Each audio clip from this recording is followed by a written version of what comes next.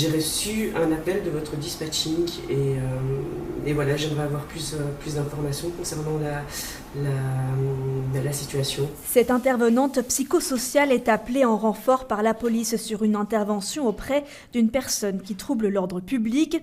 Ces professionnels de santé vont constater si la personne présente des problèmes psychologiques et la rediriger vers les services adaptés.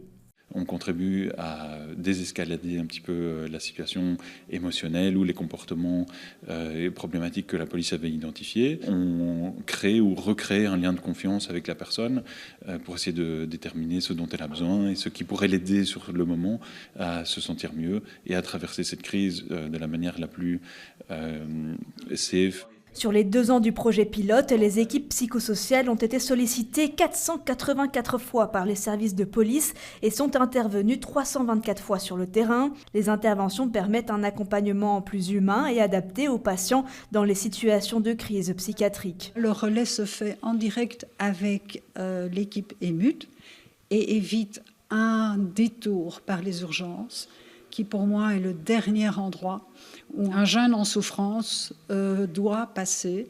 Le patient va inévitablement augmenter la crise.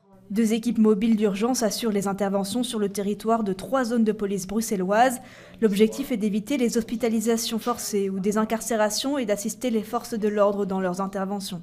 Ça débute d'un constat depuis le Covid d'une augmentation drastique des personnes présentant des problèmes de santé mentale dans l'espace public et qui soit faisaient l'objet d'une procédure de mise en observation très souvent invalidée et qui dès lors soit se retrouvaient dans le même état dans l'espace public ou dans nos cellules où c'est pas clairement leur place, alors même que les policiers ne sont pas spécifiquement formés à gérer ce type de situation. L'objectif est d'étendre le dispositif 7 jours sur 7 de 8h à 23h sur l'ensemble du pays.